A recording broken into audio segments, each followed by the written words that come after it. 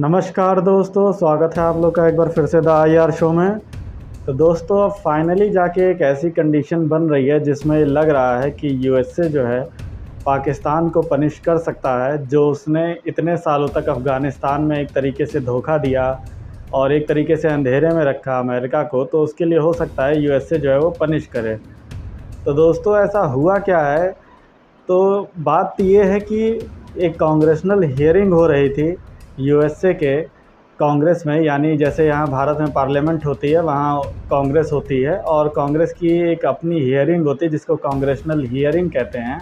और ये हर सेशन के बाद होती है, और उसमें होता ये है कि कुछ लोग जो हैं एज एन ज्यूरी के रूप में बैठते हैं, जिनके सामने जो है वो जो डिफेंड करने के लिए जो होती है वो गवर्नमेंट के लोग बैठे होते हैं। यानी आप समझ सकते हैं कि इस समय गवर्नमेंट जो है रिपब्लिकन पार्टी की है, तो रिपब्लिकन पार्टी के कुछ लोग जो होते हैं वो सामने बैठते हैं और उनसे रिपब्लिकन से लेकर डेमोक्रेटिक जितने भी पार्टी के जो MPs रहते हैं, जैसे हमारे MPs होते हैं वैसे वहाँ सेनेटर्स होते हैं। तो सेनेटर्स जो होते हैं वो क्वेश्चंस पूछते हैं, और वहाँ पे आप गलत जवाब नहीं दे सकते हैं। वहाँ का रूल ये होता है कि अगर आपने कांग्रेसनल हियरिंग में अगर किसी भी बात का गलत जवाब दिया है तो वहाँ पे आपको उसके लिए पनिशमेंट भी मिल सकती है।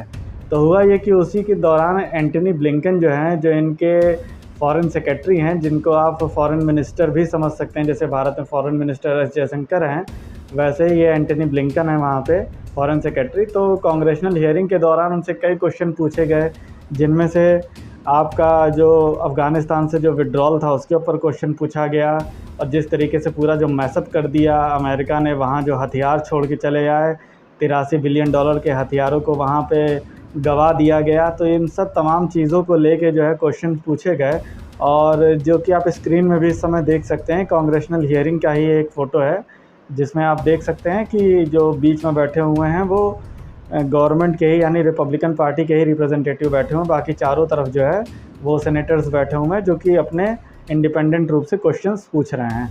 तो इसी में जब एक क्वेश्चन पूछा गया इनसे, एंटनी ब्लिंकन से, कि क्या आपको ज़रा सा भी नहीं लगता कि पाकिस्तान ने इतने सालों में जो है वो बेवकूफ़ बनाया है अमेरिका को, और पूरा उसने हक्कानी और तालिबान के जो लोगों को ट्रेन किया और उनको अमेरिका के ख़िलाफ़ ही जो है वो यूज़ किया अफ़गानिस्तान में, और किस तरीके से अब अफ़गानिस्तान को अपनी एक कॉलोनी के रूप में तब्दील कर रहा है पाकिस्तान।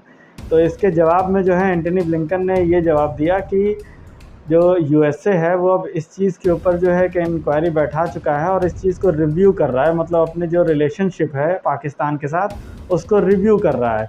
तो रिव्यू करने का मतलब ये है कि हो सकता है कि अमेरिका आगे चल के पाकिस्तान से USA का जो नॉन नेटो एलाई का जो स्टेटस है वो वापस ले सकता है।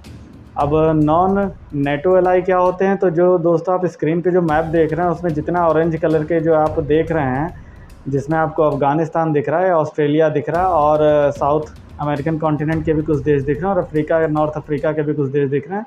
तो इनको नॉन नेटो एलाई का इनको स्टेटस दे रखा है अमेरिका ने। तो इससे फ़ायदा ये होता है कि जो नॉन नेटो एलाई जो भी देश होते हैं जिनको दर्जा मिला होता है, उनको कुछ स्पेसिफिक प्रिविलेजेस अमेरिका देता है। जैसे वहाँ से आप ट्रेनिंग ले सकते हैं अमेरिका में, हथियारों को परचेज़ कर सकते हैं, टेक्नोलॉजी को लेके कुछ समझौते हो सकते हैं। लेकिन इन सब चीज़ों का फ़र्क कितना पड़ेगा पाकिस्तान के ऊपर, ये एक देखने वाली बात है। क्योंकि अब देखिए, पाकिस्तान जो है वो डिफेंस के रूप में, चाहे वो टेक्नोलॉजी हो या सैटेलाइट का अगर उनका कोई टेक ऑफ हो या जो भी चीज़ हो, चाहे स्पेस की चीज़ ले लीजिए, चाहे आप उनके डिफेंस के ले लीजिए या कोई टेक्नोलॉजी ट्रांसफ़र ले लीजिए, आज पाकिस्तान सबसे ज़्यादा अगर किसी के ऊपर डिपेंडेंट है तो वो है चाइना। तो अब नॉन नेटो एलाई का अगर स्टेटस भी अगर ये वापस ले लेते हैं पाकिस्तान से, तो उसका बहुत ज़्यादा असर पाकिस्तान पे नहीं पड़ने वाला है। और ऐसा तो कोई असर नहीं पड़ने वाला जिसकी वजह से पाकिस्तान एकदम से अपने पैर जो है वो पीछे खींच ले अफ़गानिस्तान से और USA की बात मान कर चले। तो इसका इफ़ेक्ट कोई बहुत ज़्यादा होगा नहीं। और वैसे भी ये डिसीज़न अमेरिका लेता है कि नहीं लेता है, ये भी एक देखने वाली बात होगी। क्योंकि देखिए, भले ही इन्होंने जो जो बाइडन ने भले ही कोई बहुत ही सख्त डिसीज़न ना लिया हो अभी भी पाकिस्तान के ख़िलाफ़, और इन्होंने भले ही कॉल तक ना की हो अभी तक पाकिस्तान के प्राइम मिनिस्टर को, हालांकि इन्होंने चीन के प्राइम मिनिस्टर को 2 बार कॉल कर चुके हैं, अभी एक कॉल तो रिसेंटली 2 से 3 दिन पहले ही की है। तो भले ही इन्होंने कॉल तक ना की हो, लेकिन एक सॉफ्ट कॉर्नर माना जाता है कि पाकिस्तान के लिए जो बाइडेन का है, क्योंकि जिस तरीके से इन्होंने पुल आउट किया वहाँ से और पाकिस्तान का सीधा सीधा हाथ देखा गया तालिबान के साथ, उसके बावजूद इन्होंने पाकिस्तान पे कोई एक्शन नहीं लिया, तो वर्ल्ड कम्युनिटी इस चीज़ को लेके हैरान थी। बाकी इसके बाद इन्होंने 2008 में पाकिस्तान के द्वारा ही इनको वहाँ का जो सेकंड सबसे टॉप मोस्ट का जो इनका सिविलियन अवार्ड होता है वो इनको प्रोवाइड किया गया था। तो माना जाता है कि इन सब चीज़ों की वजह से कहीं ना कहीं एक सॉफ्ट कॉर्नर है बाइडेन के अंदर पाकिस्तान को लेके। तो इस वजह से माना जाता है कि ये कोई भी सख्त फैसला जो है वो नहीं ले सकते। हालांकि इस समय काफ़ी ज़्यादा प्रेशर जो है वो बाइडेन एडमिनिस्ट्रेशन के ऊपर है कि आप कोई ना कोई जो है वो पाकिस्तान के ऊपर एक सख्त से सख्त जो है एक फ़ैसला लीजिए। तो अब देखना ये होगा कि बाइडेन कोई सख्त फैसला लेते हैं कि नहीं लेते हैं। मेरी समझ से नॉन नेटो एलाई का स्टेटस वापस लेना कोई बहुत बड़ी कोई सज़ा नहीं होगी पाकिस्तान के लिए, क्योंकि उसका वैसे भी कोई बेनिफिट अब पाकिस्तान नहीं ले रहा है, चाहे वो फाइनेंस की बात हो या टेक्नोलॉजी की बात हो या किसी डिफेंस की ये कोई बात हो। उन सब चीज़ों के लिए पाकिस्तान चाइना के ऊपर निर्भर है, तो इस फैसले से कोई फ़र्क नहीं पड़ने वाला है पाकिस्तान को। हालांकि अगर यूएसए सैंक्शंस लगाता है, अगर इकोनॉमिक सैंक्शंस लगा दे, तो वो हो सकता है कि भले काम करेंगे और वो डेफिनेटली वर्क भी करेगा।